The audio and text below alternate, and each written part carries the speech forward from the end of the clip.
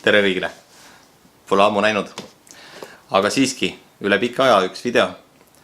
Tänane video on natuke teistsugune. Teeme lahti ühe paki, Amazoni paki. Aga siin sees ei ole kodukino video, vaid peaks olema saabunud minu hands-free, mis käib siis kõrva ja mida ma kasutan autosõidujul, töö juures, kodus absoluutselt kogu aeg kasutan ja ma kaotasin selle ära. Seetõttu, et see on niivõrd kerge, niivõrd mugav ja ma ei pannud tähele, kuhu ma ta kaotasin. Nii et jah, tellisin uue. Täna tuleb paki avamine, aga tahtsin teile kõigile öelda, et peatselt tuleb ka kodukino teemalisi videosid jällegi. Katsun leida selleks aega. Olen siin olnud kinni oma muude projektidega, et väga vähe on nagu hetkel selleks nii-öelda audio-video teemaks aega. Pealegi on suvi, muru tahab niitmist. Et nii-öelda, et suvel on ka suvised tegemisi palju, et kindlasti ka teil. Aga loodan, et siiski mõned videod saan siin ka suve jooksul tehtud ja ka teil aega seda vaadata. Jabra Talk 45 ehk siis Jabra Talk 45.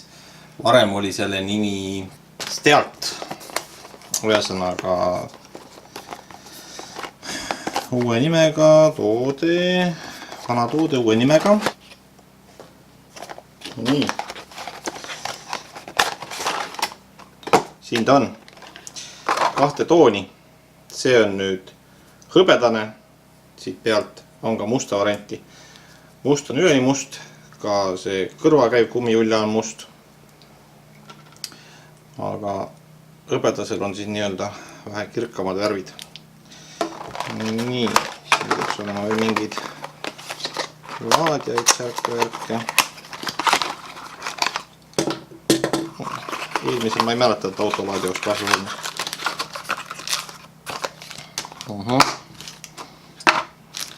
Nii, ja veel kummiotsikuid ja kõrva taha käiv otsikuid.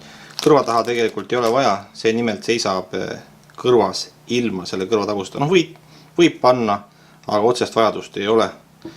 Ja ta on tõesti väike. Ta on väike, kerge ja miks ta mulle eriti veel meeldib on see, et see laseb heli läbi. Nimelt, kui see kõrva panna, siis sisuliselt ununeb ära, et üldse kõrvas on. Tihti peale nii, et ma hommikul panen selle kõrva ja õhtul alles võtan ära. Et ta on väga kerge, et tõesti ununeb ära, et kõrvas on. Plus see, et ta ei summuta seda heli, mis tuleb ümbritsevast. Et panen ta kõrva ja te olete ka mõnes videos näinud mul seda musta varianti kõrvas.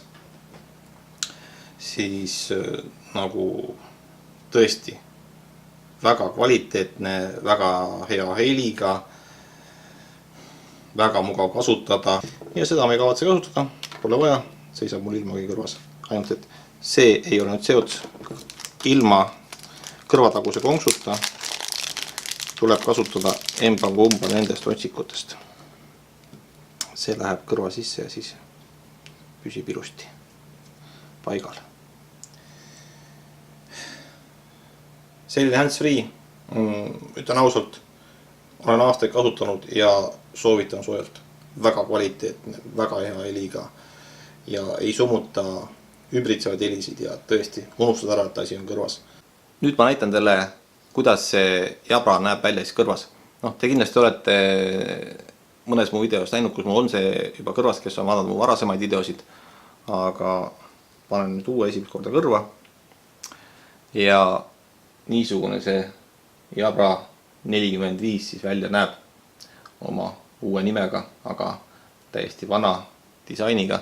Aga siit disain on tegelikult väga hea, väga mugav ja ma peangi siin proovima, et mul on siin üks otsik, aga võib-olla ma pean kasutama sellist teise mõõduga, et siin on 2 eri mõõtu kaasas, et kumb paremini sobib mulle. Jah, see on parem, stabiilsem, ei kuku kõrvast ära jah, see on seesama, mis mul oli ka varalisamal. Niisugune see välja näeb ja tõesti ülimugav kasutada, et väga meeldib.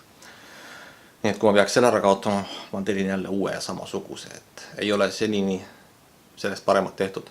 Olen ma siin erinevaid jabrasid vist kasutanud ja ma ei tea, kas olengi midagi muud üldse ostnud, sest teised on eriti ebamugavad minu jaoks.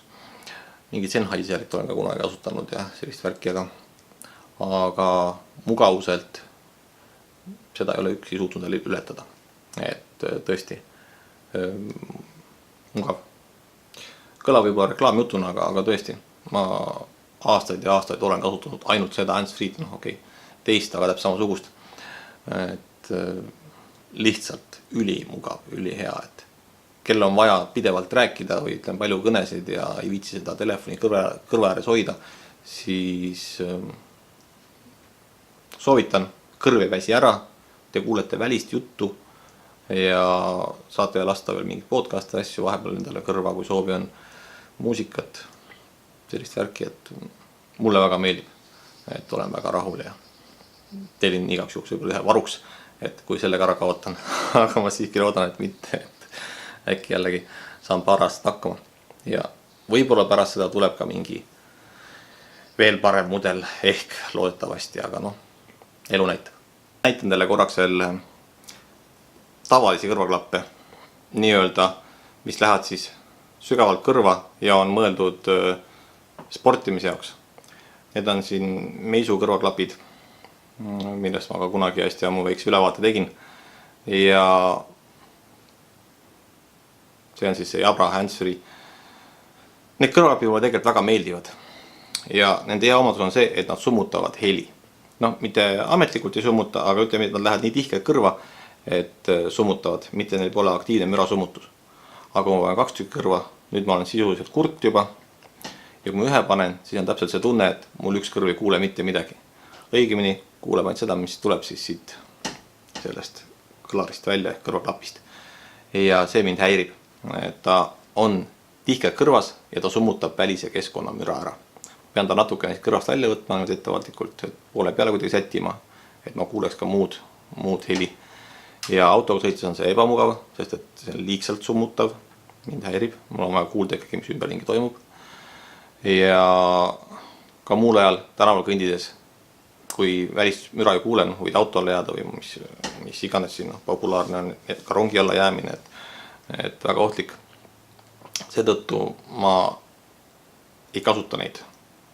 Kasutan, aga mitte siis ütleme autosõidu ajal, kuigi nüüd viimased 2 nädalat ma olen suundunud seda tegema, kuna see oli mul kadunud, aga ma panen selle kõrva, feels like home, väga kodune tunne, panen ta kõrva ja ta ei summuta ümbritsevat ära. See heli läheb tast nii-öelda mööda ja mõlemad kõrvad kuulevad heli, see on tõesti mugav. Pluss, kui keegi helistab, räägin, see heli koostub normaalselt, lisaks ka väline heli. Väga hea. Kõneaeg on seal ka väga super, ma ei teagi, ikka mitmed tunnid.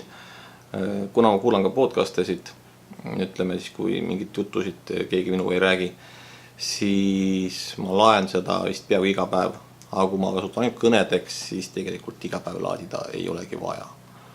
Ta hakkab siin ütleb mulle kõrva, et aku tase on madal, väga mugav selles suhtes.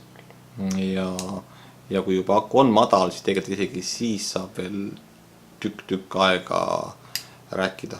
Et see ei ole nii, et aku tase on nagu madal ja siis ongi kops 5 minuti pärast. Tegelikult ei ole, et kannatab nagu päris pikalt rääkida. Et saab oma jutud tehtud isegi selle tühjema akuga. Nii et väga mugav. Plus see, et tal on siin häälassistent kõrvas. Põhimõtteliselt saata siit selle Google'i visiiriga ühendada. Aga tal on ka oma keel siin veel. Peaks sulle ütlema siis, et vähemalt eelmine mudel ütles, ma seda ei ole käima pannud praegu, ta seisab mul lisaks siin kõrvas. Ütles, et kes helistab. Väga mugav, nimetas. Ja kuna ostsin Saksamaalt eelmise mudeli, siis ta ütles seda saksa keeles. Ehk siis Eesti nimesid hääldab suhteliselt eestipäraselt, mitte ingliskeelse päraselt. Et ingliskeeles Eesti nimed ei kõla absoluutselt, väga imelik vahest see aru üldse, kes see helistab. Aga saksa keeles öeldes Eesti nimesid, see on väga sarnane ja saab aru, et tõesti see näiteks Mati on Mati ja Ants on enam-vähem Ants, et ei ole nagu väga hullu. Et see on nagu selle saksakeelsuse suur eelis, et selline vidin, mis ütleb sulle Eesti nimesid, peaks ütlema seda saksa keeles, et teinekord teate siis väike vihje teile, kui otsite mõnda hands-free'd, mis ka teksti teile ütleb. Nii, aga sellega tõmban siit otsad kokku teile. Kõike head järgmise videoni.